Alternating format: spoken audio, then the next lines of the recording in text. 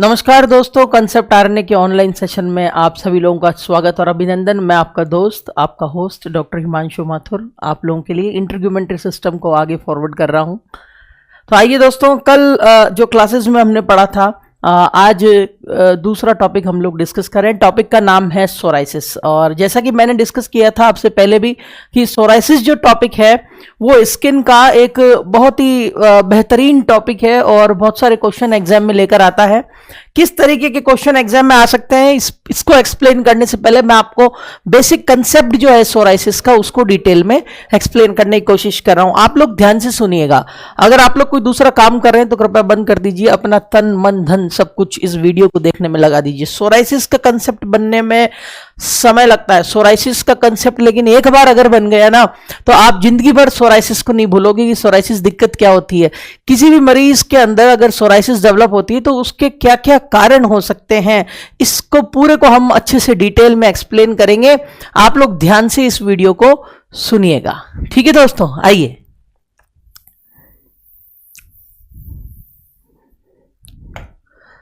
तो हमारा जो टॉपिक है उस टॉपिक का नाम है सोराइसिस।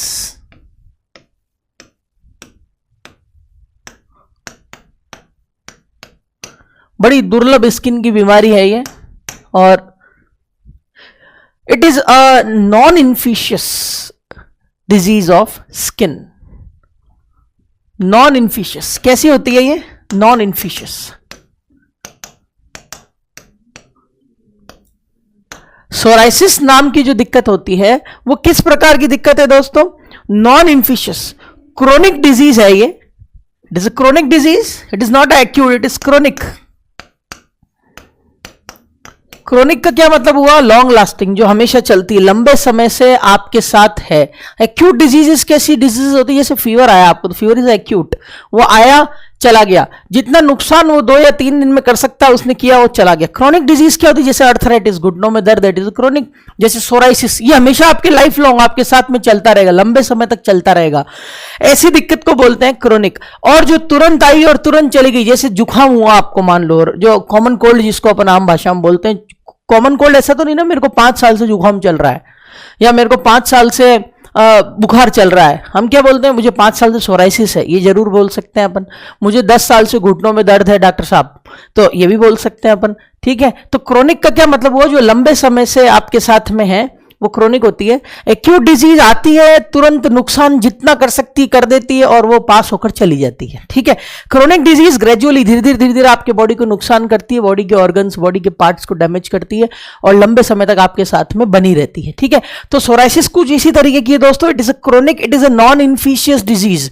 इसमें किसी प्रकार का इन्फेक्शन नहीं हुआ है। It is a chronic non infectious skin disease, ठीक है बेटा। तो it is a chronic non infectious skin disease, इस बात को ध्यान रखिए। बेसिक कंसेप्ट क्या होता है सोराइसिस का? देखिए, लोग ऐसे कहते हैं कि सोराइसिस एक ऑटो इम्यून डिजीज है। लोग क्या कहते हैं? Psoriasis is auto immune. Auto immune, auto immune. लोग कहते हैं psoriasis is auto immune. Auto immune मतलब आपके बॉडी की कोशिका आपके बॉडी को ही डैमेज कर रही है। ऑटो इम्यून, इसको क्या बोलेंगे? Auto immune. जैसे इत्तेफाक से सुनी मेरी बात सुनिएगा। जैसे मान लो कोई एक लड़का है, उसका नाम है राजू। क्या नाम है? राजू। वो राजू जब अपने घर पे रहता है, वो वहां रहता है, खाता है, पीता है, नहाता है, जो भी करता है, उसका घर है, वहां रहता है। अब उसकी जगह कोई दूसरा उसी का हमशक्ल आ गया, मतलब राजू घर में नहीं है, उसके जैसा कि जैसा दिखने वाला हमशक्ल बॉडी उसके घर में आ गई। और जैसे ही वो घर में आई, उसके घर वालों ने सोचा राजू, बोला खा ले पी ले, जो करना कर ले, तेरा घर है। और वो वहां पर कुछ डैमेज करता है, कुछ चुराता है, चीजें तोड़ता है और चला जाता है। लोग समझते हैं राजू है। आप समझ रहे हैं मेरी बात ना? Auto immune. राजू जैसा दिखने वाला ही लड़के ने उसी राजू के घर में डैमेज कर दिया, तकलीफ कर दी। ऑटो इम्यूनिटी है। आप ध्यान से सुनिए, वापस एक एग्जांपल देता हूं दूसरा, ध्यान से सुनिएगा। What is auto immunity? Auto immunity के उदाहरण मैं आपको दे रहा हूं, देखिएगा दोस्तों।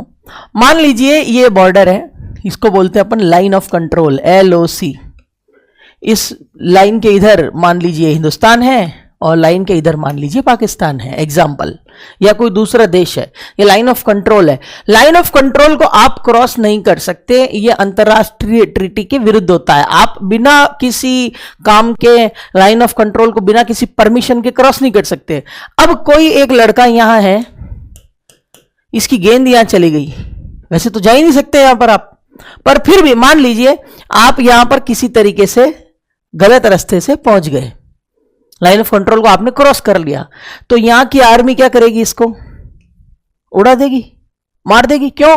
क्योंकि आपने प्रवेश किया ऐसी जगह पे जहां आना वर्जित था।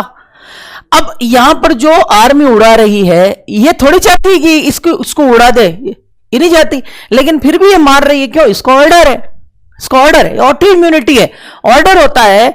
इसको आप इस तरीके से समझने की कोशिश कीजिएगा दोस्तों, कि जब हमारे शरीर में कोई एंटीजन आ जाता है तो हमारा शरीर उसको मारने के लिए एंटीबॉडीज बनाता है। मान लीजिए ये आपका शरीर है और ये आपके शरीर में कोई एंटीजन आ गया, कोई बैक्टीरिया आ गया, कोई वायरस आ गया, उसको हम क्या बोलते हैं? एंटीजन। मान लीजिए आपके शरीर में कोई आ गया, कौन आ गया? एंटीजन आ गया। अब इससे लड़ने के लिए आपकी बॉडी क्या बनाने वाली है? एंटीबॉडी बनाने वाली है। ठीक है ना दोस्तों? तो जब आपकी बॉडी एंटीबॉडीज बनाएगी तो वो एंटीबॉडी आके मारेंगी, किसको मारेगी? एंटीजन को मारेगी, और एक रिएक्शन होगी बॉडी में, इसको बोलते हैं एंटीजन एंटीबॉडी रिएक्शन। इस समय एलर्जी की क्रिया भी आपके बॉडी में उत्पन्न हो सकती है। तो ये जो एंटीजन एंटीबॉडी रिएक्शन है, मान लीजिए इसमें ये एंटीजन मर गया, इसको किसने मार दिया? अब ध्यान से सुनना, क्योंकि ये जो बैक्टीरिया है, मान लेते हैं बैक्टीरिया, मान लेते हैं एग्जांपल, ये जो बैक्टीरिया है, ये जब आपके शरीर में गया तो आपके शरीर ने एंटीबॉडी बनाई। ये बैक्टीरिया भी किसी ना किसी प्रोटीन का बना हुआ है। मान लीजिए ये ए नाम के प्रोटीन का बना हुआ है। किस नाम के प्रोटीन का? ए नाम के प्रोटीन का। अब आप बताइए, इस बैक्टीरिया को मारना है तो इस एंटीबॉडी को किसको मारना पड़ेगा? ए नाम की प्रोटीन को मारना पड़ेगा। अब आपकी बॉडी को एंटीबॉडीज जो बनी आपके बॉडी के अंदर, उनको ऑर्डर दे दिया गया है कि इस ए नाम के प्रोटीन को मार दीजिए।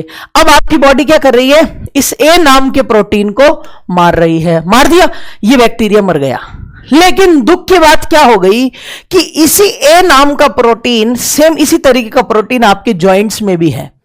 इसी नाम का प्रोटीन, इसी तरीके का प्रोटीन, इसी तरीके से मिलता जुलता प्रोटीन आपके जॉइंट्स में भी है। तो आपकी बॉडी क्या करेगी? ये जो एंटीबॉडी, इसको तो ऑर्डर मिला हुआ है ना कि तुझे जहां ए मिले तो उसको मार देना। इसको ए मिला, इसने मार दिया। इसको ए मिल रहा है, ये इसको मार रही है। इसको ए मिल रहा है, ये इसको मार रही है। इसको ए मिल रहा है, इसको मार रही है, इसको मार रही है। जॉइंट डैमेज हो गए। इसी को तो बोलते हैं ऑटो इम्यूनिटी, ऑटो एंटीबॉडी। आपकी बॉडी की एंटीबॉडीज ही आपके बॉडी के पार्ट्स पे अटैक कर रही है, क्योंकि उसको ऑर्डर मिला है, उसको आदेश मिला है कि तुम जाओ और जाके इस पर्टिकुलर एंटीजन पे अटैक करो। अगर वो एंटीजन का स्ट्रक्चर आपके बॉडी के स्ट्रक्चर से मिलता है तो बॉडी के स्ट्रक्चर्स पे वो एंटीबॉडी जाकर और अटैक कर सकती है, और इसी दिक्कत को हम बोलते हैं ऑटो इम्यूनिटी। अब ये सोराइसिस से इसका क्या लेना देना है? बहुत लेना देना है। सोराइसिस से क्या लेना देना है? बहुत लेना देना है। अभी मैं समझा रहा हूं। आप पहले ये समझिए ऑटो इम्यूनिटी का क्या मतलब होता है। सिंपल सा मतलब मैंने आपको बताया ऑटो इम्यूनिटी का, कि कोई एंटीजन अगर आपके बॉडी के अंदर आता है, आपकी बॉडी उसके लिए एंटीबॉडीज बनाती है, उसको एंटीजन तो मर जाता है, लेकिन वो एंटीबॉडी जो बनी है आपकी बॉडी में, वो काफी लंबे समय तक आपके शरीर में रह गई। और क्योंकि उस एंटीबॉडी को ऑर्डर था उस पर्टिकुलर एंटीजन को मारने का, उस एंटीजन से मिलता जुलता स्ट्रक्चर आपके बॉडी में भी है। अगर स्किन में है तो बॉडी स्किन पे अटैक करना चालू कर देगी। अगर उसी तरीके का एंटीजन आपके जॉइंट्स में है तो आपकी एंटीबॉडीज जॉइंट्स पर अटैक करना चालू कर देगी। आप समझ रहे हो? आपने एक बीमारी पढ़ी होगी रूमेटॉइड अर्थराइटिस, उसमें यही तो होता है, RA, rheumatoid arthritis. It is auto immune disorder. Rheumatoid arthritis auto immune. इसमें beta haemolytic group of streptococcus A का एंटीजन जब आपकी बॉडी में आता है और आपकी बॉडी उससे लड़ती है तो उस बैक्टीरिया को तो मार देती है, लेकिन वो एंटीबॉडी आपके जॉइंट को, आपके हार्ट के वाल्व्स को, जिसका स्ट्रक्चर मिलता है beta haemolytic group of Streptococcus के स्ट्रक्चर से, उस पे भी अटैक करने लग जाती है। और इस प्रकार से इस दिक्कत को हम बोलते हैं ऑटो एंटीबॉडीज। मतलब आपके शरीर में ही रावण है, आपके शरीर में ही राम है, दोनों आपके शरीर में ही है। एंटीजन आपके शरीर में आया, एंटीबॉडी आपने बनाई, एंटीबॉडी ने आपके एंटीजन को मार दिया, लेकिन वो एंटीबॉडी आपके पर्टिकुलर पार्ट को डैमेज कर सकती है अगर आपका पार्ट उस एंटीजन के पार्ट से मेल खाता है तो स्ट्रक्चर जो है उसका मेल खाएगा तो। ठीक है दोस्तों, अब सोराइसिस में इसका क्या लेना देना है अभी देखते हैं। देखो दोस्तों, हमने बोला था कि ये जो सोराइसिस है ये non infectious chronic auto immune disease है। आप सभी लोग इस बात से सहमत हैं? नॉन इन्फिशियस क्योंकि इसमें किसी बैक्टीरिया, किसी वायरस, किसी फंगस का इंफेक्शन नहीं होता। ठीक है। क्रोनिक मतलब बहुत लंबे समय तक आपके साथ में रहती है बीमारी। क्रोनिक बीमारी है, एक बार अगर लग गई तो पीछा नहीं छोड़ेगी, तू जहां जहां रहेगा तेरा साया साथ रहेगा। ऑटो इम्यून मतलब आपकी बॉडी की सेल्स, आपके बॉडी में कुछ एंटीबॉडीज वो आप ही की बॉडी को डैमेज कर रही है। तो ये 3 शब्दों का मतलब आप शुरुआत में सीख लीजिए। पहला, सोराइसिस इज अ नॉन इन्फिशियस क्योंकि इसमें किसी बैक्टीरिया का इंफेक्शन नहीं है, इसमें किसी वायरस का इंफेक्शन नहीं है, इसमें किसी माइको फंगस का इंफेक्शन नहीं है, फिर भी ये आपके बॉडी में तकलीफ कर रही है, इसलिए लिखा है नॉन इन्फिशियस दिक्कत है। Psoriasis is non infectious disease. Chronic क्योंकि लंबे समय तक आपके शरीर में रहेगी। ऑटो इम्यून क्योंकि आपके शरीर की ही कुछ कोशिकाएं ऐसी है कमबख्त जिसने खुद को ही तकलीफ देना चालू कर दिया है। देखते हैं भैया, हाँ, घर का बेदी लंका ढाए। अब बेसिक कंसेप्ट सोराइसिस का आइए देखिए। मान लीजिए ये आपकी स्किन की सरफेस है, मानना क्या है, मान ही लीजिए आप तो, अब तो हाँ। और ये जो स्किन की सरफेस है आपकी, इस स्किन की सरफेस में बहुत सारी लेयर्स है। देखो हमने पढ़ी थी ऊपर एपिडर्मिस है और एपिडर्मिस के नीचे कौन है, डर्मिस। ये है एपिडर्मिस और इसके नीचे कौन है, डर्मिस। याद है दोस्तों, एपिडर्मिस की 5 लेयर्स हमने पढ़ी थी, याद है दोस्तों। तो ये जो सबसे नीचे 5वीं लेयर है इसका क्या नाम था, जर्मिनेटिवम।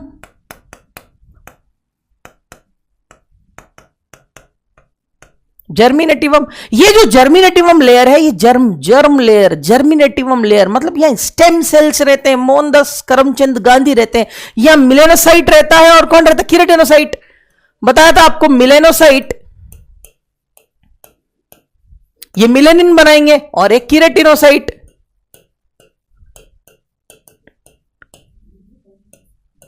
कीरेटिनोसाइट्स क्या बनाएंगे, कीरेटिन बनाएंगे।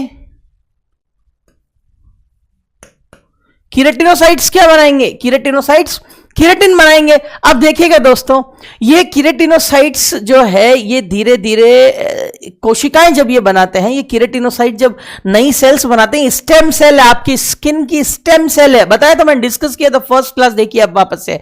कीरेटिनोसाइट्स आपके बॉडी की स्किन का जो पार्ट है वो उसकी स्टेम सेल्स यही है, मतलब यहीं से नई सेल्स बनती रहती है और नई सेल्स धीरे धीरे धीरे धीरे धीरे धीरे ऊपर बढ़ती रहती है। अब ध्यान से सुनना दोस्तों, ये जो कीरेटिनोसाइट है, आप यहां तक समझ गए क्या मेरी बात। ये एपिडर्मिस की 5 लेयर होती है, 1 2 3 4 5वीं लेयर। ये 5वीं लेयर का नाम होता है जर्मिनेटिवम। पहली लेयर का क्या नाम है, स्ट्रेटम कॉर्नियम, फिर लूसिडियम, फिर ग्रेन्युलोसम, फिर स्पाइनोसम और फिर जर्मिनेटिवम। ये जो जर्मिनेटिवम वाली लेयर है इसमें एक तो मिलेनोसाइट्स होगी, एक कीरेटिनोसाइट्स होगी। कीरेटिनोसाइट्स को हम बोलते हैं स्टेम सेल है। कैसी सेल है, स्टेम, क्योंकि स्किन की एपिडर्मिस की सेल्स का निर्माण कौन करती है, कीरेटिनोसाइट करती है। माइटोसिस कहां होता है, कीरेटिनोसाइट में होता है। जो नई सेल बनती है वो ऊपर वाली सेल को रिप्लेस करती जाती है, धीरे धीरे ऊपर चलती रहती है और ये सेल्स जर्मिनेटिवम ही ऊपर जाके स्पाइनोसम बन जाएगी। Corneum, lucidum, granulosum, spinosum, germinativum. तो ये जर्मिनेटिवम ही ऊपर जाके स्पाइनोसम बन जाएगी, यही ऊपर जाकर ग्रेनुलोसम बन जाएगी, यही ऊपर जाकर लूसिडियम बन जाएगी, यही ऊपर जाकर कॉर्नियोसाइट्स बन जाएगी कॉर्नियम में। आप समझ रहे हैं ना मेरी बात। अब होता क्या है, जब कीरेटिनोसाइट बनी, मान लीजिए अभी एक कीरेटिनोसाइट बन गई, ये रही, मान लीजिए अभी एक कीरेटिनोसाइट बन गई, ये लीजिए, ये बन गई कीरेटिनोसाइट। इस कीरेटिनोसाइट के पास क्या है, अपना न्यूक्लियस है। देखो दिख रहा है आपको न्यूक्लियस, दिख रहा है आपको न्यूक्लियस। ये कीरेटिनोसाइट बनी, इस कीरेटिनोसाइट का अपना खुद का न्यूक्लियस है कि नहीं, देख लीजिए आप, दिख रहा है आपको। अब क्या होगा, ये कीरेटिनोसाइट ऊपर जाएगी और स्पाइनोसम बन जाएगी, ऊपर जाएगी, जर्मिनेटिवम बन जाए, सॉरी ग्रेन्युलोसम बन जाएगी, लूसिडियम बन जाएगी, कॉर्नियम बन जाएगी। ठीक है ना दोस्तों। अब देखिएगा हो क्या रहा है यहां पे, हो क्या रहा है यहां पर कि जर्मिनेटिवम में एक सेल बनी, इसके पास क्या है, न्यूक्लियस है? ये जो सेल है, ये सेल ही ऊपर जाती है, स्पाइनोसम बन जाती है, यही सेल ऊपर जाती ग्रेनुलोसम बन जाती है, यही सेल ऊपर जाती लूसिडियम बन जाती है, यही सेल और ऊपर जाती है कॉर्नियोसाइट्स बन जाती है। इसको नीचे से ऊपर तक पहुंचने में 21 दिन का समय लग जाता है। कितने दिन का दोस्तों? इसको सरफेस पे आने में कितने दिन का समय लग गया? 21 दिन का समय लग गया दोस्तों। 21 दिन, 21 डेज, मतलब 3 सप्ते का समय लग गया। ठीक है दोस्तों, इस 3 सप्ते के समय में क्या होगा कि जब ये न्यूक्लियस ऊपर ऊपर ऊपर ऊपर सेल ऊपर आएगी तो ऊपर आती आती इसके पास न्यूक्लियस क्या हो जाएगा? Disappear, no nucleus, no nucleus. दबाव की वजह से न्यूक्लियस खत्म हो गया, नो न्यूक्लियस। अब इसके पास कोई न्यूक्लियस नहीं बचा।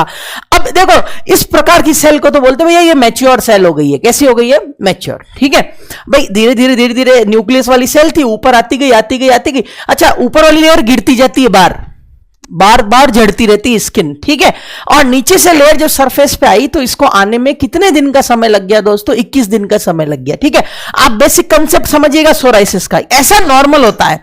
अब सोराइसिस में क्या होता है? ये एक नॉर्मल कंडीशन है, ये एक नॉर्मल कंडीशन है। पर सोराइसिस की कंडीशन में क्या होगा देखना दोस्तों। सोराइसिस की कंडीशन में क्या होगा दोस्तों, देखना, ध्यान से सुनना। ये एक सेल थी कीरेटिनोसाइट,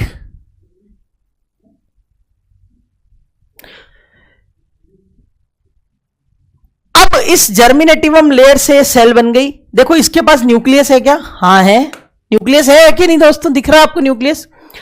इस सेल को सरफेस तक पहुंचने में कितने दिन का समय लगना चाहिए था? कायदे से 21 दिन का समय लगना चाहिए था नॉर्मल कंडीशन में, लेकिन ये सिर्फ 3 से 5 दिनों के अंदर ही सरफेस पे आ गई। और ऐसी लगी लगन, मीरा हो गई मगन कि इसके पास न्यूक्लियस अभी भी मौजूद है। यहां पर भी न्यूक्लियस था, यहां पर भी न्यूक्लियस है। देखा आपने, ये सोराइसिस के अंदर होता है। सोराइसिस में जो सेल बनती है जर्म सेल से, वो सरफेस पर जल्दी आ जाती है दोस्तों।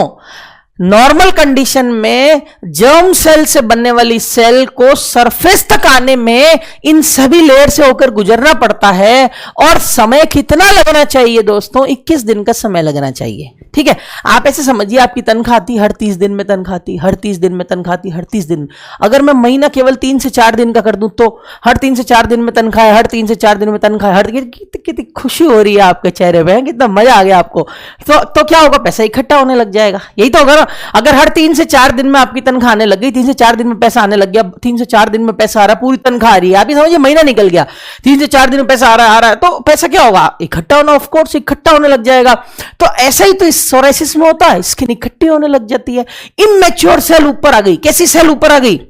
देखो, ये मैच्योर सेल थी, इसके पास न्यूक्लियस नहीं। नॉर्मल ऐसा ही होना चाहिए था कि नीचे से न्यूक्लियस वाली सेल जब ऊपर आती है, आने में 21 दिन का समय लगता है, और इस 21 दिन के दौरान इतना प्रेशर पड़ने से न्यूक्लियस डैमेज हो जाता है और न्यूक्लियस एब्सेंट हो जाता है ऊपर पहुंचते पहुंचते। लेकिन सोराइसिस में क्या हो रहा है दोस्तों? न्यूक्लियस प्रेजेंट नीचे भी है, न्यूक्लियस प्रेजेंट ऊपर भी है। देखिए आप, तो किस प्रकार की सेल सरफेस पर आई है? क्या नॉर्मल सेल आई है? नहीं, एबनॉर्मल सेल आई है, इमैच्योर सेल आई है। तो सोराइसिस में स्किन की सरफेस पे कैसी सेल आती है दोस्तों? इमैच्योर सेल आती है दोस्तों। क्या इमैच्योर सेल में न्यूक्लियस होता है दोस्तों? हां, जबकि मैच्योर सेल एब्सेंट होता है न्यूक्लियस में। ठीक है ना बेटा? तो यहां पर सोराइसिस में जर्मिनेटिवम की लेयर से जो स्टेम सेल्स से निर्माण हुई है सेल्स, उस सेल्स को ऊपर आने में 21 दिन का समय लगता है नॉर्मल कंडीशन में, और सोराइसिस की कंडीशन में सिर्फ 3 से 5 दिन में ऐसा हो जाता है। अब ऐसा क्यों हो गया? कौन ऐसा मूर्ख होगा जो हर 3 से 4 दिन में ही तनख्वाह बांटेगा? या तो उसके पास पैसा बहुत ज्यादा आ रहा है, ठीक है, तभी तो वो बांट रहा है पैसा इतना। अब देखो होता क्या है, बेसिक कंसेप्ट समझिएगा।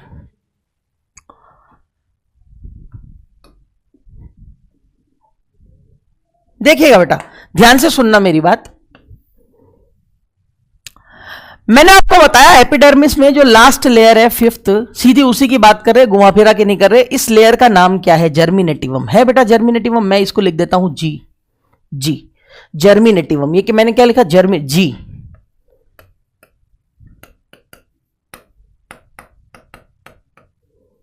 ठीक है ना दोस्तों। इस जर्मिनेटिवम वाली लेयर के पास में मिलेनोसाइट है, उसके बारे में मैं यहां नहीं लिख रहा, मैं यहां किसके बारे में लिख रहा हूं, कीरेटिनोसाइट।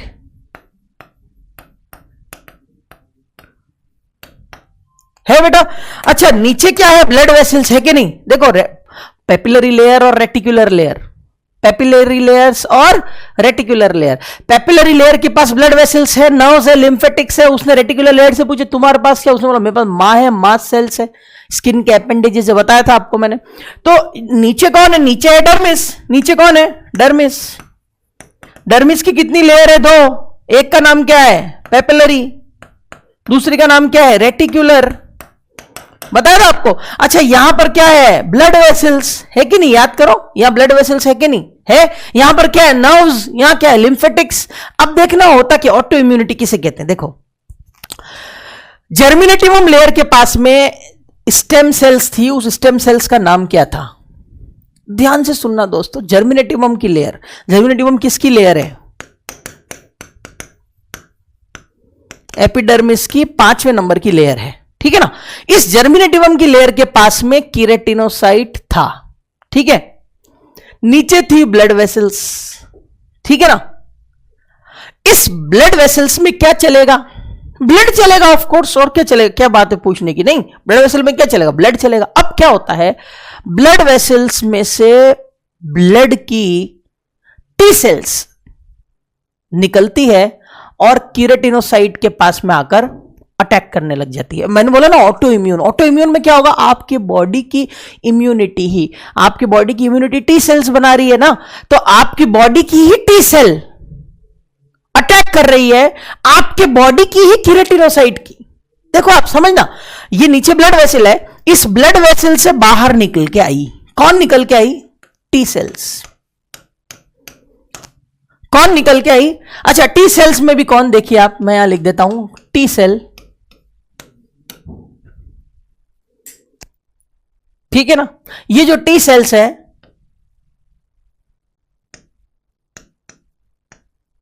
CD4 T cells, dendritic cell, CD11 cell, ये लो, ये सर आप मोटा मोटा ध्यान रखिए, टी सेल्स, आप क्या ध्यान रखेंगे, टी सेल्स। ये जो टी सेल्स है, इसने आकर अटैक करना चालू किया दोस्तों, किसको, इसने आकर अटैक किया, तूने मारी एंट्री और दिल में बजी घंटी, इसने अटैक किया, इसने आकर अटैक किया, किसको अटैक किया, कीरेटिनो। क्यों अटैक किया, ऑटो इम्यूनिटी है ना, इसलिए तो बोला ऑटो इम्यून डिसऑर्डर, नहीं तो क्या बोलते ऑटो इम्यून डिसऑर्डर। नॉर्मली तो नहीं होता, अपने साथ तो नहीं हो रहा सोराइसिस, जिसमें होता है उसको ऑटो इम्यूनिटी, उसकी बॉडी की सेल से उसकी बॉडी के पार्ट को डैमेज कर रही है दोस्तों। क्यों, कीरेटिनोसाइट जैसी स्ट्रक्चर के खिलाफ एंटीबॉडी बन गई। कीरेटिनोसाइट जैसा नजर आता है, कीरेटिनोसाइट का जैसा दिखना, जैसा स्ट्रक्चर है, उसके खिलाफ आपकी बॉडी ने क्या बना दी है, एंटीबॉडी बना दी है। क्यों बना दी है एंटीबॉडी, ऑटो इम्यून डिजीज है, कोई ना कोई कारण होगा, क्या कारण होगा आगे देखेंगे, अपन डिस्कस करेंगे। अभी आप इतना ध्यान रखिए कि जर्मिनेटिवम लेयर के नीचे ब्लड वेसल्स है, इस ब्लड वेसल से टी सेल्स इनफिल्ट्रेट हो गई, इनफिल्ट्रेट मतलब बाहर आ गई, आकर अटैक करिए किसके ऊपर, कीरेटिनोसाइट के ऊपर। बस जब ये टी सेल आकर अटैक करती है तो कैसे अटैक करती, कुछ चाकू छुरी तो है नहीं ना वहां पे कि उसको चला दिया, उस कीरेटिनोसाइट के ऊपर चला दी चाकू छुरी, ऐसा तो नहीं है, किसी केमिकल से अटैक करती होगी। उस केमिकल को बोलते हैं ट्यूमर नेक्रोसिस फैक्टर, इंटरल्यूकिन्स, ये बोलते हैं। ये जिस चीज से अटैक करती है, इस अटैक करने वाली चीज को क्या बोलेंगे, जैसे tumour necrosis factor, tumour necrosis factor, interleukin,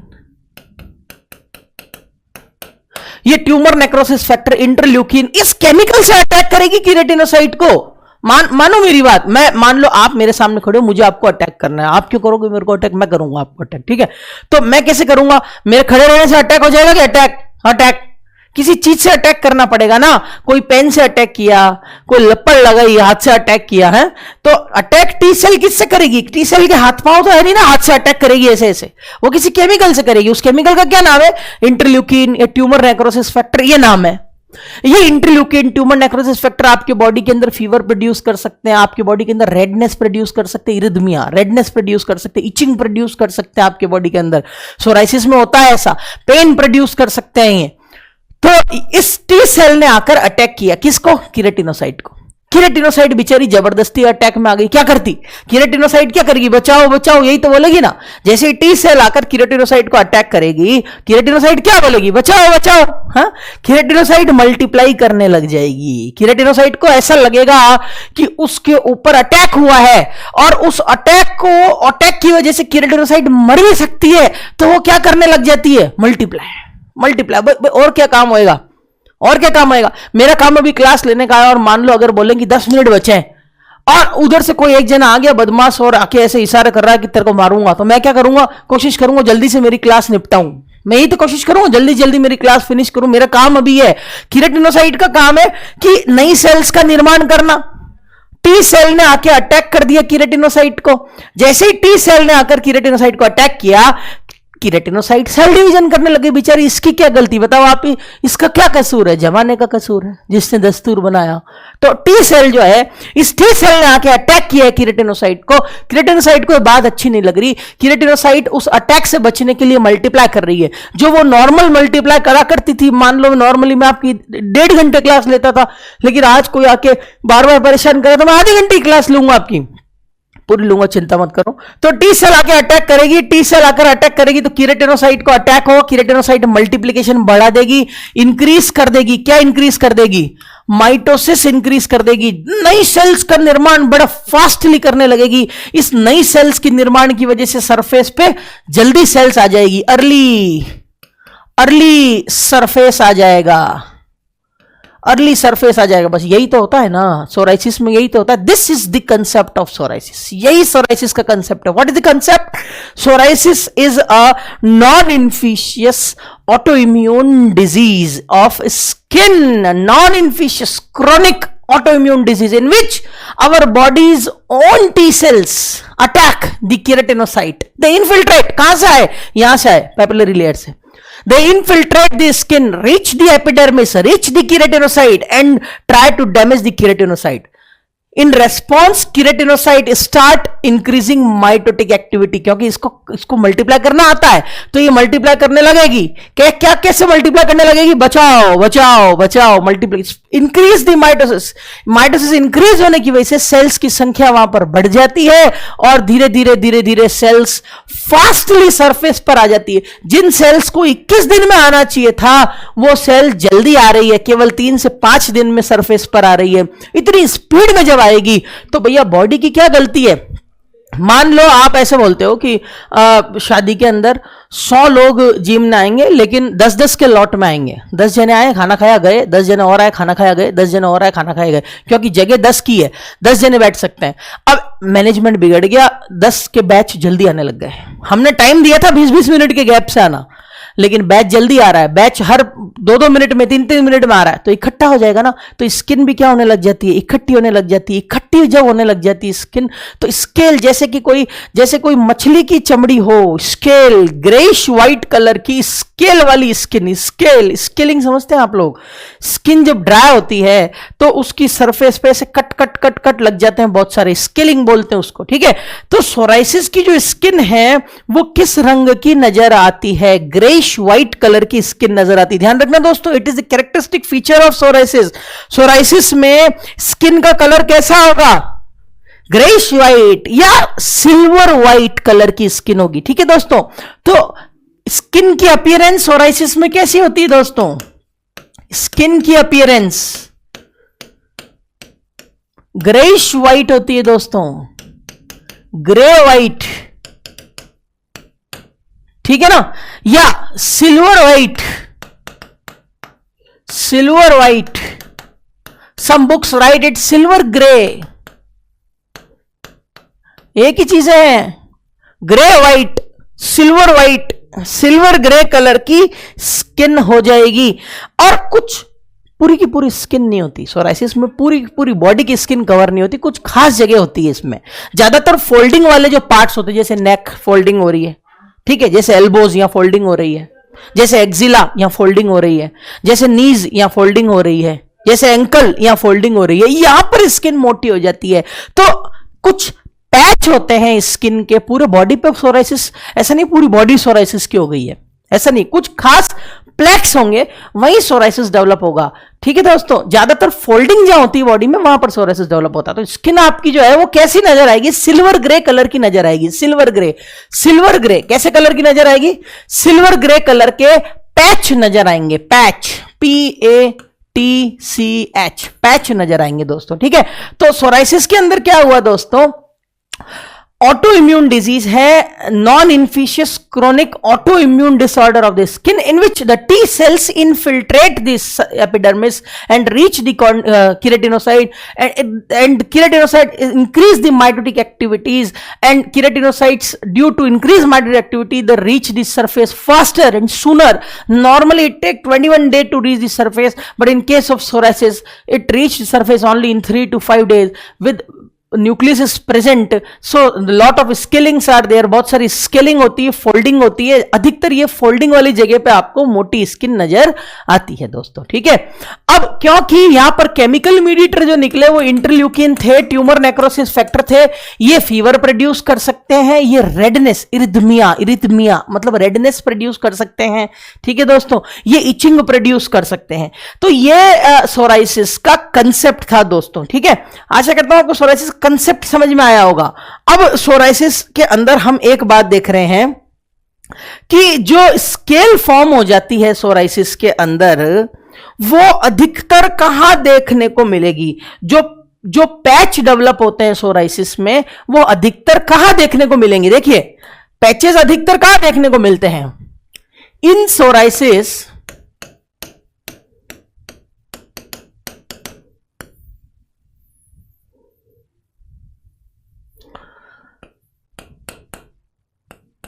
silver grey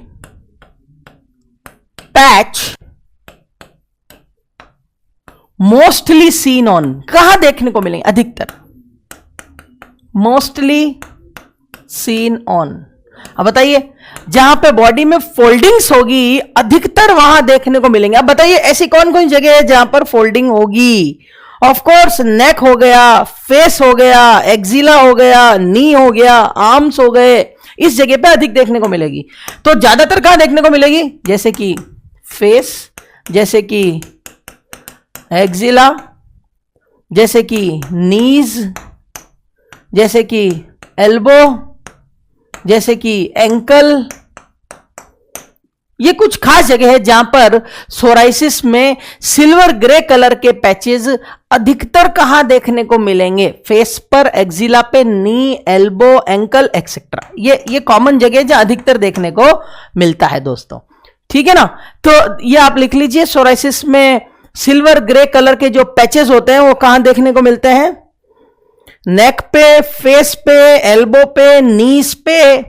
neck is also include the neck also, include the neck also. तो दिस अबाउट द सोराइसिस के प्लेक्स आपको कहां देखने को मिलेंगे। ठीक है ना, अब अगली चीज देखिए, बड़ी इंपॉर्टेंट है, सोराइसिस के लिए क्या क्या रिस्क फैक्टर्स होते हैं। देखिए दोस्तों, रिस्क फैक्टर्स फॉर सोराइसिस, कौन रिस्क में है? रिस्क फैक्टर्स, एक तो जेनेटिक, अगर आपके पेरेंट्स को सोराइसिस है, अगर आपके फर्स्ट डिग्री रिलेटिव्स को सोराइसिस है, फर्स्ट डिग्री रिलेटिव मतलब जिसका डायरेक्ट खून से संबंध होता है आपको, ठीक है, अगर आपके फर्स्ट डिग्री रिलेटिव्स को सोराइसिस है, आपके पेरेंट्स को सोराइसिस है, तो आपको भी सोराइसिस होने के चांसेस होंगे, क्योंकि आपके जीन्स में ही तकलीफ है। आपके जो जीन्स है उस जीन्स में ऐसा आदेश मिलता है कीरेटिनोसाइट्स को कि वो मल्टीप्लिकेशन ज्यादा करे। देखो जैसे जैसे जैसे जैसे कैंसर होता है, तो कैंसर में क्या होता है, कैंसर में कोई ट्यूमर है, उसमें मल्टीप्लिकेशन हो रहा है, हम बोलते हैं भी जेनेटिक भी होता है कैंसर, मतलब अगर आपके पेरेंट्स को कैंसर हो जाता है, किसी के भी, आपके मतलब किसी के भी, तो संभव है कि उस उम्र में हमारे बॉडी के अंदर भी कैंसर डेवलप हो जाएगा। ऐसा क्यों? क्योंकि उनके जीन्स ने मल्टीप्लाई करना अधिक चालू किया है 50 साल की उम्र में, तो आपके भी जीन्स उन्हीं से ही तो बने, तो संभव है कि आपके भी जीन्स में भी ये डिफेक्ट हो, आपके भी जीन्स में ये तकलीफ हो, ये कमी हो कि वो भी मल्टीप्लाई अधिक करने लग जाए 50 साल की उम्र में। उसी तरीके से सोराइसिस में सेल डिवीजन हो रहा है ना अधिक। कौन अधिक कर रहा है सेल डिवीजन? केराटिनोसाइट्स कर रही है। केराटिनोसाइट अधिक सेल डिवीजन क्यों कर रही है? एक कंसेप्ट हमने पढ़ा कि अगर टी सेल्स अगर आ जाए और टी सेल्स आकर और अटैक करने लग जाए किसको? केराटिनोसाइट्स को, तो केराटिनोसाइट्स माइटोसिस की एक्टिविटी बढ़ा देगा, ठीक है ना। अगर केराटिनोसाइट्स को बिना अटैक के ही जीन्स की खराबी की वजह से ऑर्डर मिले कि तुम माइटोसिस की एक्टिविटी को बढ़ा दो, तो भी तो सोराइसिस डेवलप हो जाएगा ना। तो इसलिए genetic factors is also included, it also play major role. तो अगर जेनेटिक्स ही आपके खराब हैं, अगर आपके जीन ही खराब है, आपके जीन के अंदर ये डिफेक्ट है कि वो आपको केराटिनोसाइट्स की एक्टिविटी को बढ़ा देता है इस पर्टिकुलर एज के बाद में, तो क्या कर सकते हैं? अगर आपकी जीन्स में ही ऐसी बनावट है, तो ऐसे सोराइसिस को बोलते हैं कि genetically cause of psoriasis, it is genetically cause of psoriasis. ठीक है दोस्तों, इसमें जिस इंसान को सोराइसिस होता है उससे जब हिस्ट्री लेते हैं तो पता लगता है कि उनके पेरेंट्स को भी सोराइसिस हुआ और लगभग उसी उम्र में डेवलप हुआ था जिस उम्र में उस बच्चे को डेवलप हुआ है, ठीक है ना। तो दिस इज जेनेटिक। इसके अलावा दूसरा कारण भी होते हैं, जैसे जिसको हम बोलते हैं ससेप्टिबिलिटी। हमने जो बाहर से अर्जित किया है, ससेप्टिबल फैक्टर्स, ठीक है ना दोस्तों। ससेप्टिबल फैक्टर्स, देखो ससेप्टिबल फैक्टर्स कौन कौन से हैं मतलब अगर आपको ओबेसिटी है तो आपको सोराइसिस डेवलप होने के चांसेस ज्यादा हैं। ये रिस्किंग है, देखो रिस्क फैक्टर्स हैं सारे ये, ठीक है ना। अगर आपको डायबिटीज मेलाइटस है, डीएम मतलब डायबिटीज मेलाइटस, तो भी आपको सोराइसिस होने का रिस्क है। अगर आपको कार्डियोवैस्कुलर डिजीज है तो भी आपको सोराइसिस होने का रिस्क फैक्टर। मैं ये नहीं कह रहा कि हर ओबेसिटी वाले पर्सन को सोराइसिस डेवलप हो जाएगा या हर डायबिटीज वाले पर्सन को सोराइसिस डेवलप हो जाएगा, मैं सिर्फ रिस्क फैक्टर्स की बात कर रहा हूं, ठीक है बेटा। या आपको कोई मेटाबॉलिक सिंड्रोम है, सम मेटाबॉलिक सिंड्रोम, अगर आपको कोई मेटाबॉलिक सिंड्रोम डेवलप है जिससे आपका मेटाबॉलिज्म डिस्टर्ब है, अगर आप डिप्रेशन में हैं लंबे समय से, तो भी आपको सोराइसिस डेवलप हो सकता है। इसलिए डिप्रेशन से बाहर आइए, यूट्यूब चलाइए, हाँ। तो अगर आपको ओबेसिटी है तो आप रिस्क में, डायबिटीज है तो रिस्क में, कार्डियोवैस्कुलर डिजीज है तो रिस्क में, मेटाबॉलिक सिंड्रोम है तो रिस्क में, अगर आपको डिप्रेशन है तो आप रिस्क में है। तो these are the risk factors, these are some risk factor. इसके अलावा कुछ और रिस्क फैक्टर्स हो सकते हैं, जैसे कि इंजरी। भैया इंजरी के बाद में भी सोराइसिस डेवलप हो सकता है क्या? हाँ, कैसे? क्योंकि अगर आपकी स्किन में इंजरी डेवलप हो गई है तो उस इंजरी को ठीक करने के लिए जरूर आपके शरीर में किसी अगर कोई एंटीजन प्रवेश किया है तो एंटीबॉडी बनी होगी, इंजरी को हील करने के लिए जरूर बनी होगी। और उस इंजरी के लिए, इंजरी की वजह से जो एंटीबॉडीज बनी है उसने आपके स्किन में सोराइसिस डेवलप कर दिया। तो कभी कभी ऐसा भी होता है, इट इज वेरी इंपॉर्टेंट, कि इंजरी के बाद में अगर सोराइसिस डेवलप होता है, ध्यान से सुनना बहुत इंपॉर्टेंट है, psoriasis after injury.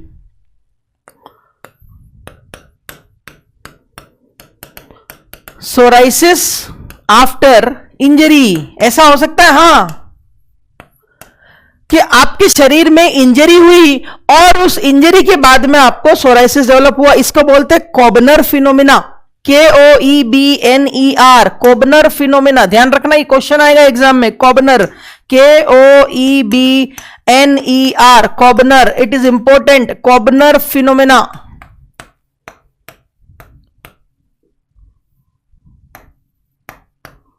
कॉबनर phenomena, what is Koebner phenomena? Koebner phenomena मतलब it is psoriasis developing after the injury. आपके बॉडी में इंजरी हुई और फिर सोराइसिस डेवलप हुआ।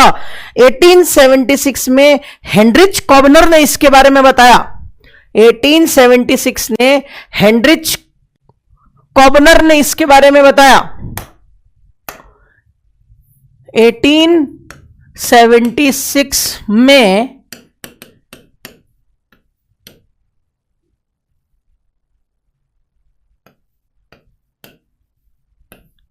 कॉबनर 1876 में हेनरिच कॉबनर ने इसके बारे में बताया। हेनरिच कॉबनर ने इसके बारे में बताया। क्या बताया उसने? बोला कि सोराइसिस में डेवलप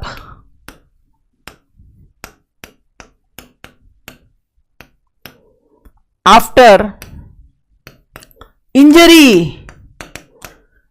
इंजरी के बाद में सोराइसिस का डेवलप होना क्या कहलाता है? कॉबनर फिनोमेना। इसीलिए इसका क्या नाम पड़ गया? कॉबनर फिनोमेना, क्योंकि हेनरिच कॉबनर ने इसके बारे में बताया, तो इसको बोला कॉबनर्स फिनोमेना। ठीक है दोस्तों, तो what is Koebner's phenomena? Psoriasis develop after injury, this is called Koebner's phenomena. इसके बारे में 1876 में हेनरिच कॉबनर ने बताया था। साइन एंड सिम्टम क्या आएंगे इसमें दोस्तों? अभी बताया था मैंने आपको क्या क्या साइन एंड सिम्टम आएंगे, बताइए। Sign and symptoms of psoriasis, क्या क्या साइन एंड सिम्टम्स आ सकते हैं? Sign and symptoms,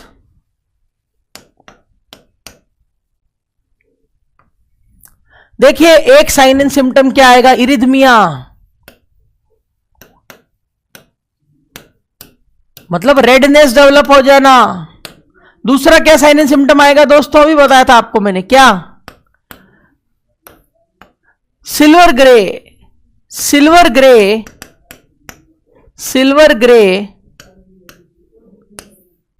skin patch, silver grey skin patch. तो साइन एंड सिम्टम में क्या आया दोस्तों? इरिथमिया डेवलप हो गया, रेडनेस डेवलप हो गई, साथ में सिल्वर ग्रे स्किन के पैचेस आने लग गए दोस्तों। साथ साथ में क्या होने लगेगा? Of course pruritus. Very good, pruritus. Why? Due to tumor necrosis factor, due to interleukins, pruritus. What is pruritus? Intense itching. Pruritus का मतलब क्या बताया था आपको? इंटेंस इचिंग डेवलप हो जाना, इंटेंस इचिंग। प्रूराइटिस मतलब एक्सेसिव इचिंग या इंटेंस इचिंग डेवलप हो जाना, और साथ साथ में पेन डेवलप हो जाना, दर्द डेवलप हो जाना। तो these are some sign and symptoms of psoriasis. Erythema, redness develop होना, सिल्वर ग्रे स्किन के पैच नजर आना, स्केली स्किन हो जाना। स्किन कैसी हो जाना? स्केली स्किन, जैसे कि कोई मछली की चमड़ी हो। मछली की स्किन में स्केल्स नहीं दिखते, ऐसे कट कट कट कट के निशान नजर आना, ये किरेटिन्स हैं। इमेच्योर सेल में किरेटिन्स हैं ये।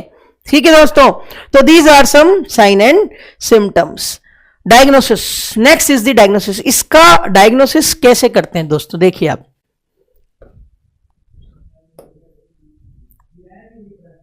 What are the diagnosis?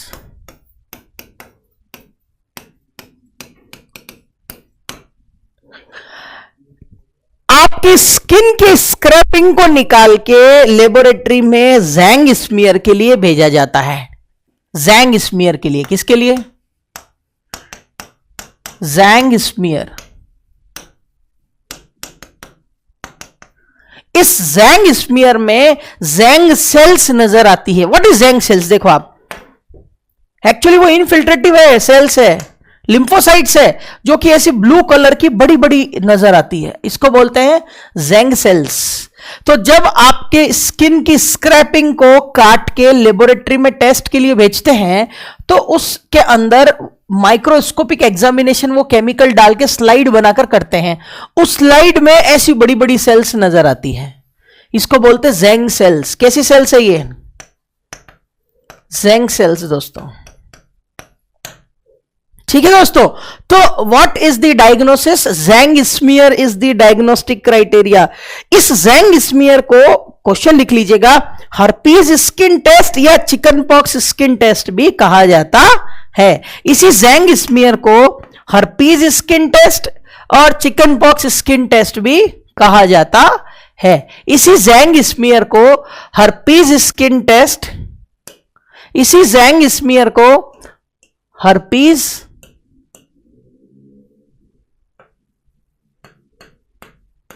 Skin test या चिकन पॉक्स स्किन टेस्ट भी कहते हैं।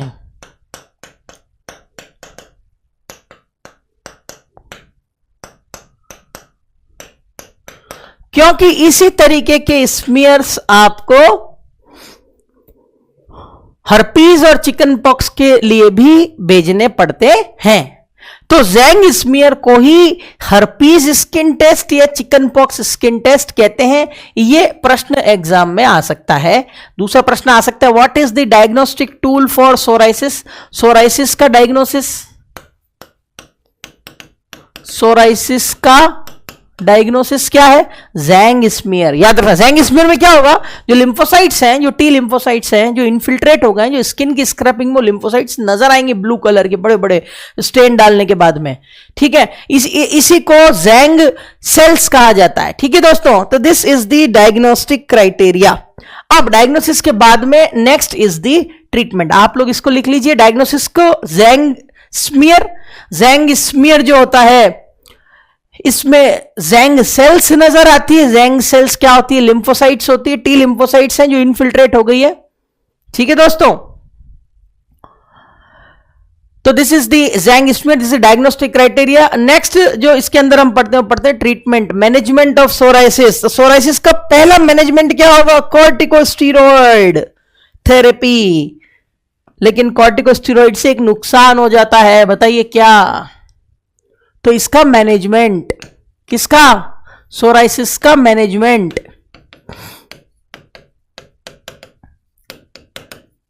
बड़ा अच्छा, बड़ा प्यारा मैनेजमेंट है। देखिए एक एक करके मैनेजमेंट देखेंगे। पहला, फर्स्ट इज द कॉर्टिकोस्टेरॉइड।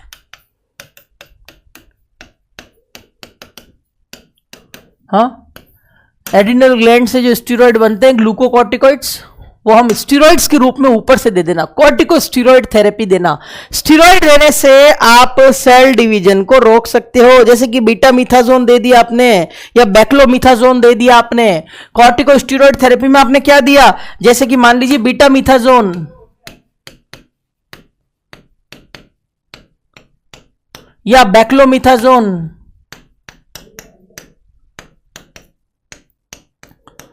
इस बीटामिथाजोन या बैक्लामिथाजोन देने से आपने क्या किया? जो सेल डिवाइड हो रही थी, उस डिवीजन की एक्टिविटी को स्टेरॉइड की मदद से सप्रेस कर दिया। लेकिन दोस्तों इसका एक साइड इफेक्ट हो जाता है। क्वेश्चन आता है कि during the treatment of psoriasis by corticosteroid which of the following may be the side effect? Answer होता है Cushing syndrome. Cushing syndrome develop हो सकता है, इसलिए बिना सोचे समझे स्टेरॉइड थेरेपी ना दें। इसके साइड इफेक्ट हैं। इसका क्या साइड इफेक्ट होता है? Cushing syndrome. Cushing syndrome.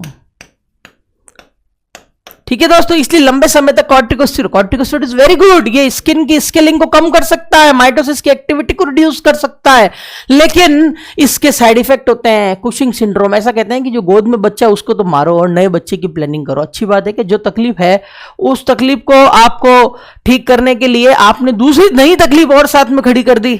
ठीक है, इसलिए कॉर्टिकोस्टेरॉइड का सेवन सोच समझ के कीजिए, कॉर्टिकोस्टेरॉइड का एप्लीकेशन सोच समझ के कीजिए। Next is the calcipotriol. Very good, calcipotriol vitamin D का डेरिवेटिव है ये। अगला जो मेडिसिन है वो है कैल्सीपोट्रियोल। कैल्सीपोट्रियोल, कैल्सीपोट्रियोल। आपने नहीं देखा विटामिन डी की कमी होती तो सेचेट्स देते हैं कोलिकैल्सिफेरॉल के। Cholecalciferol is also vitamin D derivative. उसी तरीके से calcipotriol is also vitamin D derivative. Vitamin D derivative, synthetic vitamin D, ऐसा समझो आप, सिंथेटिक विटामिन डी डेरिवेटिव, ठीक है ना। जैसे मान लो मैं आपको पढ़ाता हूं, मैं आपको सोराइसिस पढ़ाता हूं, मैं कोई दिन कोई कारण से नहीं आ पाया तो किसी दूसरी टीचर ने आपको सोराइसिस पढ़ा दिया, तो आई एम ऑल्सो सोराइसिस, मैं भी आपको पढ़ाता हूं, दूसरे टीचर ही पढ़ा, दूसरे टीचर के डेरिवेटिव है, इसकी जगह उसने क्लास ली है, ठीक है, उसी तरीके से पढ़ा रहा है, बढ़िया पढ़ा रहा है। तो कैल्सीपोट्रियोल सिंथेटिक विटामिन डी डेरिवेटिव है, ठीक है दोस्तों। ये जो कैल्सीपोट्रियोल है इसको ध्यान से लिख लीजिए, कैल्सीपोट्रियोल ये क्या करता है, इसकी ट्रॉपिकल एप्लीकेशंस आती है, उसको आप लगा लीजिए। ये भी सेल डिवीजन, आपकी स्किन को मॉइस्ट रखेगी और सेल डिवीजन को रोकेगी, सोरेटिक एक्टिविटी को कम करेगी। तो ये जो कैल्सीपोट्रियोल है ये एक्सटर्नल एप्लीकेशन है, ट्रॉपिकल एप्लीकेशंस आती है इसकी, क्रीम्स आती है इसकी, ट्रॉपिकल एप्लीकेशन। इसका भी एक साइड इफेक्ट है, आपको पता करना है वो साइड इफेक्ट क्यों डेवलप हुआ। कैल्सीपोट्रियोल का एक साइड इफेक्ट है, क्या साइड इफेक्ट, कॉन्स्टिपेशन प्रोड्यूस कर देता है।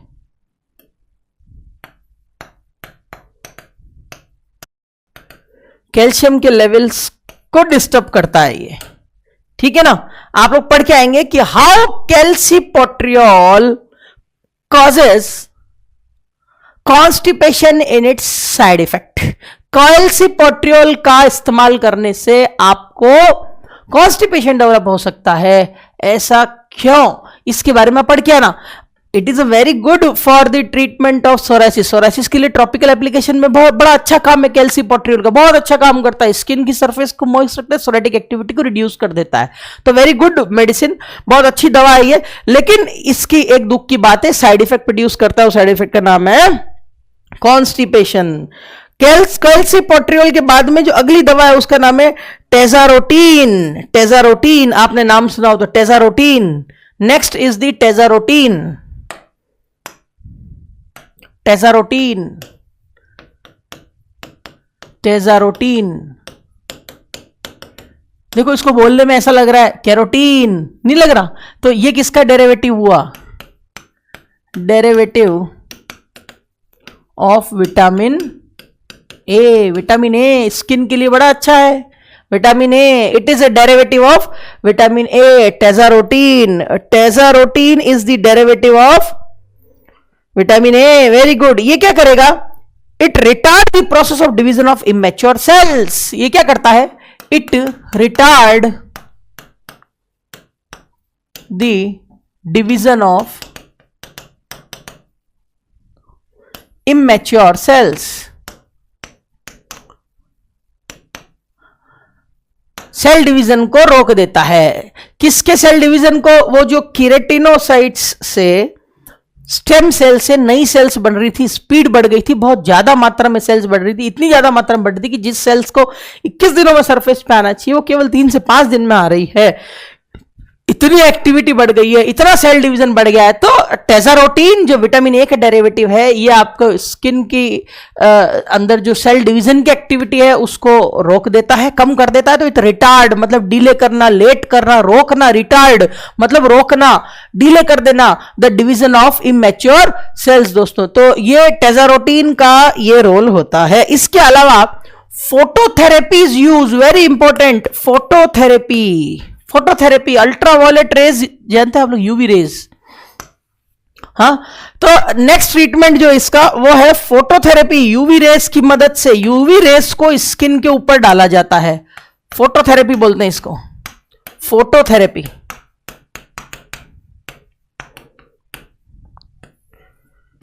यूवी रेज को स्किन की सरफेस पे अफेक्टेड एरिया में लगाया जाता है, अफेक्टेड एरिया में। इससे क्या होगा, जहां पर पैच बना है, मान लीजिए मेरे हाथ में पैच बन गया यहां पर सोराइसिस का, मान लीजिए यहां बनता है, यहां पर भी बनता है, मान लीजिए यहां बन गया, तो अल्ट्रावायलेट रेज को मेरी स्किन पर यहां नहीं डालेंगे, कहां डालेंगे, पूरी बॉडी में डालने की जरूरत नहीं, बस यहीं डालेंगे। और यहां पर जो सेल्स है कीरेटिनोसाइट्स, उन सेल्स को अल्ट्रावायलेट रेज जब उसके ऊपर गिरती है तो जो खराब कीरेटिनोसाइट्स जो अफेक्टेड होगी और बहुत तेज सेल डिवीजन कर रही है वो उसको मार दिया जाता है। उसी जगह पे नई कीरेटिनोसाइट्स आ जाती हैं। ठीक है, तो जो पुरानी कीरेटिनोसाइट, जो खराब, जो डैमेज कीरेटिनोसाइट है, उसको अल्ट्रावायलेट रेस की मदद से मार देना। तो स्किन के ट्रीटमेंट में अल्ट्रावायलेट रेस का बड़ा अच्छा योगदान रहता है। तो याद रखिए, क्वेश्चन बन सकता है एग्जाम का, it is important. Tazarotene is also important. याद रखिए ये सारे, ये जो पॉइंट आपको एग्जाम में आएंगे, मैं वही पॉइंट आपको बता रहा हूं। इसके अलावा सैलिसाइलिक एसिड, वो भी कीरेटोलाइटिक होते हैं। सैलिसाइलेट ड्रग्स जो होते हैं वो भी कीरेटोलाइटिक है। Salicylate drugs,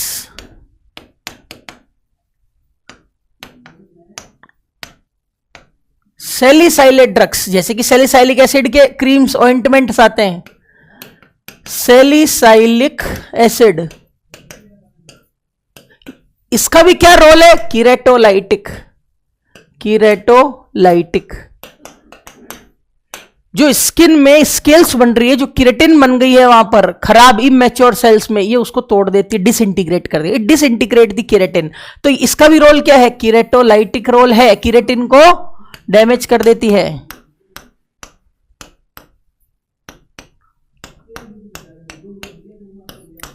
कीरेटोलाइटिक। ठीक है दोस्तों, तो सैलिसाइलेट ड्रग जो है, सैलिसाइलिक एसिड, वो कीरेटोलाइटिक प्रॉपर्टी रखती है, किरेटिन को डैमेज कर देती है। इसकी वजह से स्किन में जो स्केल्स बन रही है वो खत्म हो जाती है। अंत में जब सारे ही ट्रीटमेंट फेल हो जाते हैं तो एक ही दवा काम आती, न दवा लगे न दुआ लगे, ये प्रेम रोग है। Disease modifying anti rheumatic drugs, DMARDs, disease modifying anti rheumatic drug.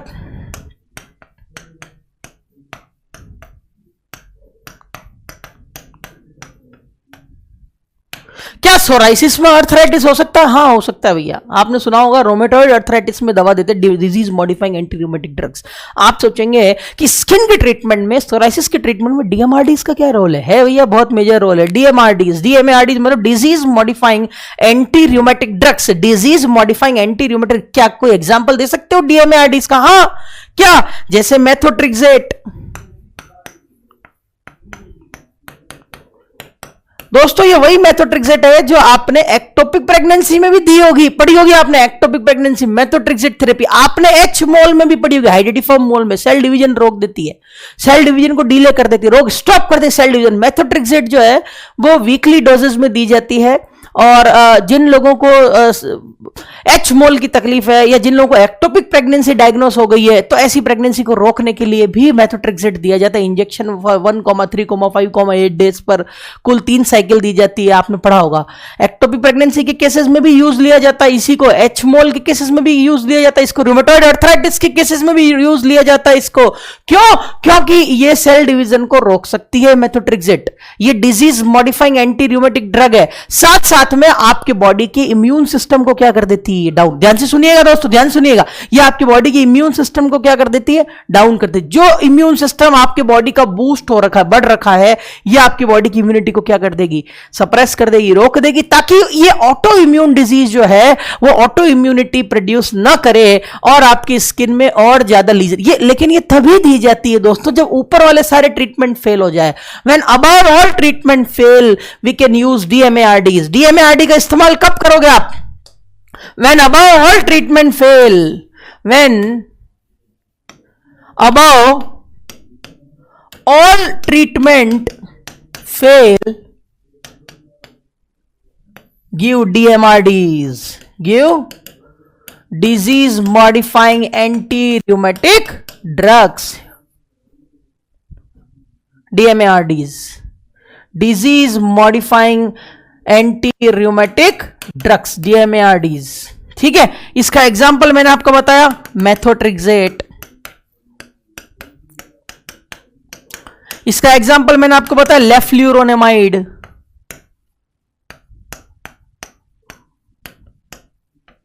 इसका एग्जांपल मैंने आपको बताया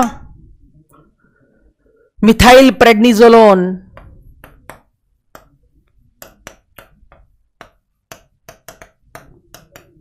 these are some examples of DMARDs, ये डीएमएआरडीज आपके बॉडी के इम्यून सिस्टम को सप्रेस कर सकती है। क्योंकि सोराइसिस एक ऑटो इम्यून डिजीज है, तो हर ऑटो इम्यून डिजीज का जब इलाज नहीं हो पा रहा होता है, मरीज को ज्यादा तकलीफ हो रही है, मरीज ज्यादा संकट में होता है, तो डीएमआरडीज का इस्तेमाल करते हैं दोस्तों। तो दिस इज द डीएमएआरडीज, ये डीएमएआरडीज के बारे में आपको पता चला होगा। अब एक और चीज मैं आपको बता रहा हूं, बड़ी इंपॉर्टेंट है, आपने मुझे नहीं लगता किसी बुक में आपने उसको पढ़ा होगा। टाइप्स ऑफ सोराइसिस, सोराइसिस के कुछ प्रकार है, इसको देख लीजिए आप। Types of psoriasis, now the topic is types of psoriasis, it's the last topic. Types of psoriasis,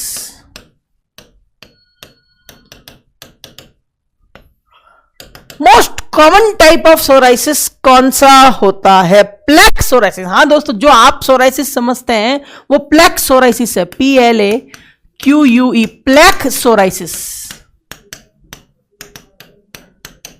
जो सोराइसिस आप समझ रहे हैं और जो पढ़ रहे हैं अभी, वो प्लेक सोराइसिस है दोस्तों, जो आपकी स्किन पर प्लेक प्रोड्यूस करता है, आपकी स्किन पर धब्बे, आपकी स्किन पर पैचेस प्रोड्यूस करता है, स्केली पैचेस होते हैं और वो ग्रे कलर के नजर आते हैं पैचेस, सिल्वर ग्रे कलर के पैचेस नजर आते हैं, आपकी चमड़ी मछली की चमड़ी जैसी दिखने लग जाती है, ठीक है। तो ये जो प्लेक सोराइसिस है, it is the most common type of psoriasis. गलत मत समझना दोस्तों, मोस्ट कॉमन लिखा है मैंने, गलत मत समझना। दूसरा होता है गुट्टे सोराइसिस, इसमें गुट्टे पैराइसिस psoriasis, guttate psoriasis, guttate psoriasis. Guttate psoriasis में जैसे मान लीजिए आपकी बॉडी है, ट्रंक एक छोटे छोटे छोटे छोटे पानी के जैसे वेसिकल डेवलप हो जाएंगे, small vesicles, small multiple vesicle develop mostly eight abdomen. देखो ऐसे मान लीजिए ये आपकी बॉडी है, इस बॉडी में यहां पर बहुत सारे छोटे छोटे छोटे छोटे छोटे छोटे छोटे छोटे वेसिकल, पानी भरा हुआ जैसे उसमें वेसिकल डेवलप है। इस प्रकार के सोराइसिस को बोलते हैं Gutte psoriasis. Gutte, GUTTAE, Gutte psoriasis, GUTTAE, Gutte psoriasis. ठीक है दोस्तों, एक और सोराइसिस होता है जिसको बोलते हैं इनवर्स सोराइसिस। इनवर्स मतलब जो फोल्डिंग्स में होता है, inverse, ERSE, inverse, INVERSE, inverse psoriasis.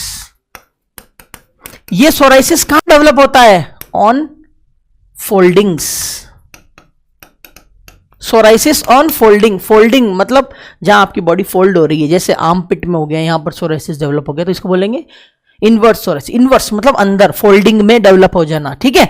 जैसे मान लो गर्दन पर यहाँ पैच डेवलप हो गया तो फोल्डिंग में डेवलप हो गया।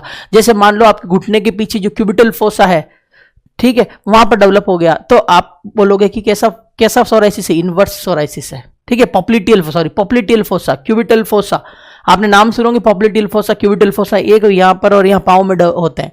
तो यहां पर जो सोराइसिस डेवलप हो गया तो इसको बोलेंगे इनवर्स सोराइसिस। जो फोल्डिंग्स में डेवलप होता है, आपके बॉडी के फोल्ड में डेवलप होंगे, उसको बोलेंगे इनवर्स सोराइसिस। एक होता है pustular psoriasis, it is very very bad psoriasis. Pus बन जाती है इसमें, जहां पर सोराइसिस डेवलप होता है वहां पर पस डेवलप हो जाती है। Pustular psoriasis, pus develops in psoriatic lesion. Pus develop in psoriatic lesion.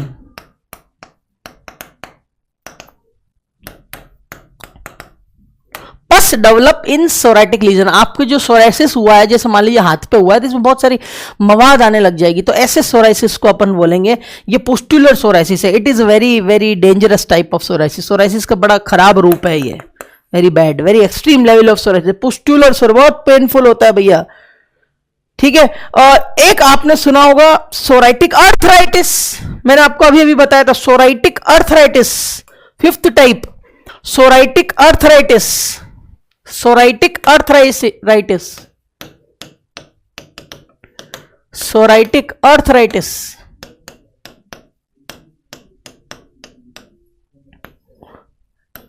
इसमें जॉइंट्स में इन्फ्लामेशन डेवलप हो जाता है due to auto immunity, due to auto immunity. Auto immunity होने की वजह से जॉइंट्स में इंफ्लामेशन डेवलप होने लग जाना, इम्यून ऑटो इम्यूनिटी, पता है सोराइसिस में ऑटो इम्यूनिटी डेवलप होती है। अगर वो ऑटो इम्यूनिटी आपकी जॉइंट में हो गई तो इस तरीके के सोराइसिस को हम बोलेंगे सोराइटिक आर्थराइटिस, मतलब जिसमें सोराइसिस भी डेवलप हो रहा है, कीरेटिनोसाइट प्रभावित हुई है और साथ साथ में आपके जॉइंट्स में भी इंफ्लामेशन डेवलप हो गया। कभी कभी तो ऐसा होता है किसी उंगली में इंफ्लामेशन डेवलप हो जाना, फिंगर में, फिंगर को हम बोलते हैं डिजिट।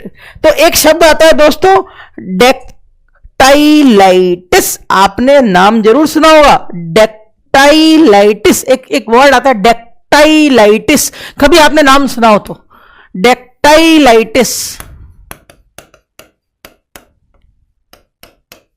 अगर आपने नाम सुना है तो वेरी इंपॉर्टेंट वर्ड, बताइए इसका मीनिंग क्या है। डेक्टाइलाइटिस, आपके पास 5 सेकंड है। डेक्टाइलाइटिस का मीनिंग बताने के लिए आपके पास 5 सेकंड है। इन्फ्लामेशन ऑफ एंटायर डिजिट, पूरी की पूरी उंगली में इंफेक्शन हो जाना, इन्फ्लामेशन डेवलप हो जाना, इन्फ्लामेशन ऑफ एंटायर डिजिट, पूरी की पूरी उंगली में इंफ्लामेशन डेवलप हो जाना, किसी भी एक उंगली में इंफ्लामेशन डेवलप हो जाना, इसको बोलते हैं डेक्टाइलाइटिस। ठीक है दोस्तों, तो this is the all about this psoriasis. Psoriasis के बारे में मैंने आपको सारी जानकारी दे दी है, एक बार मैं आपको रिवीजन करा देता हूं।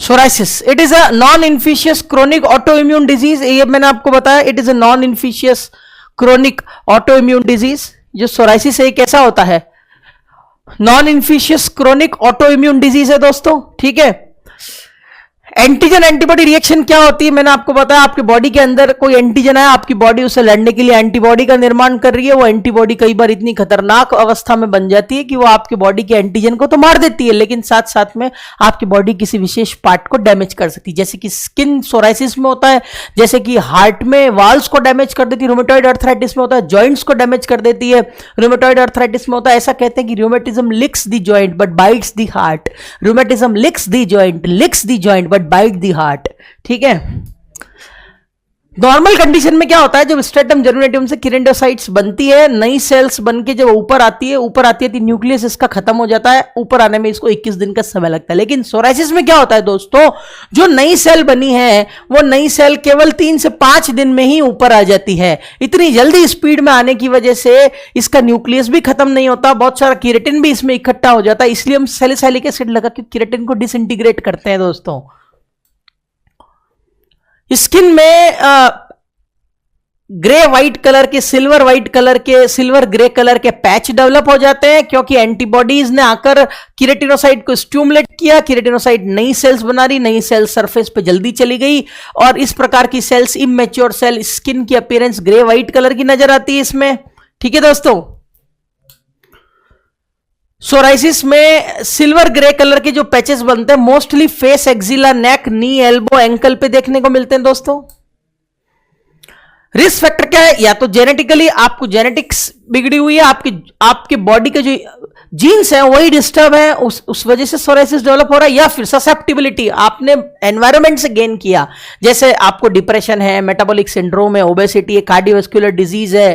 ठीक है दोस्तों, इसके अलावा सोराइसिस अगर इंजरी के बाद में डेवलप होता है तो ऐसे सोराइसिस को हम बोलते हैं कॉबनर फिनोमेना। अगर सोराइसिस किसी इंजरी के बाद में डेवलप होता है तो ऐसे सोराइसिस को हम बोलते हैं कॉबनर फिनोमेना, कॉबनर फिनोमेना। ठीक है बेटा, अगर सोराइसिस किसी इंजरी के बाद में डेवलप होता है इसको बोलते हैं कॉबनर। 1876 में हेनरी कॉबनर ने इसके बारे में बताया, तो सोराइसिस डेवलप होता है अगर इंजरी के बाद में तो उसको बोलते हैं कॉबनर्स फिनोमेना।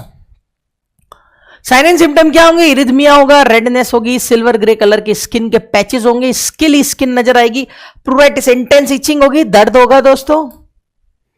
डायग्नोसिस कैसे करेंगे, जैंग स्मीयर। जैंग स्मीयर में क्या देखने को मिलेगा, जैंग स्मीयर में आपको जैंग सेल्स देखने को मिलेगी। इसी जैंग स्मीयर को हर्पीज स्किन टेस्ट या चिकन पॉक्स स्किन टेस्ट के नाम से भी जाना जाता है दोस्तों। ठीक है दोस्तों,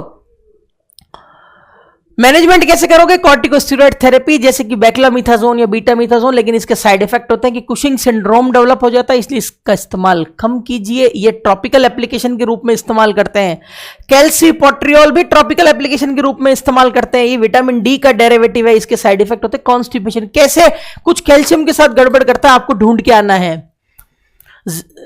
टेजारोटीन विटामिन ए का। कैरोटीन, देखो जैसे बोला हमने कैरोटीन, वैसे ये है टेजारोटीन, विटामिन ए का डेरिवेटिव है। ये सेल डिवीजन की प्रोसेस, इमेच्योर सेल्स के डिवीजन की प्रोसेस को रिटार्ड कर देता है। इसके अलावा फोटोथेरेपी, अल्ट्रावायलेट रेस हम अफेक्टेड स्किन पे डाल सकते हैं। सैलिसाइलेट ड्रग्स जैसे कि सैलिसाइलिक एसिड, ये कीरेटोलाइटिक्स होती है। और अगर सारे ट्रीटमेंट फेल हो जाते हैं तो DMARD, disease modifying anti rheumatic drugs जैसे कि methotrexate, leflunomide, methyl prednisolone, these are use. Types कौन कौन सा होता है? Plaque, it is the most common type, plaque psoriasis. इसके अलावा guttate psoriasis, inverse psoriasis, pustular psoriasis. Guttate psoriasis का मतलब होता है कि बहुत सारे छोटे छोटे वेसिकल एब्डोमेन पे डेवलप हो जाना, अधिकतर एब्डोमेन में देखने को मिलते हैं। इनवर्स सोराइसिस मतलब बॉडी की फोल्डिंग्स में सोराइसिस नजर आना। पुस्टुलर सोराइसिस मतलब सोराइसिस के साथ में अफेक्टेड स्किन, अफेक्टेड लीजन में पस डेवलप हो जाना बहुत सारी, पुस्टुलर सोराइसिस कहलाता है दोस्तों। और लास्ट इज सोराइटिक आर्थराइटिस मतलब जॉइंट्स में इंफ्लेमेशन डेवलप हो जाना ड्यू टू ऑटो इम्यूनिटी। अगर किसी पूरे के पूरे एक फिंगर में, डिजिट में इंफ्लेमेशन होता है तो उसको बोलते हैं डेक्टाइलाइटिस। तो this is all about the psoriasis दोस्तों। आशा करता हूं आपको सोराइसिस का लेक्चर समझ में जरूर आया होगा। धन्यवाद।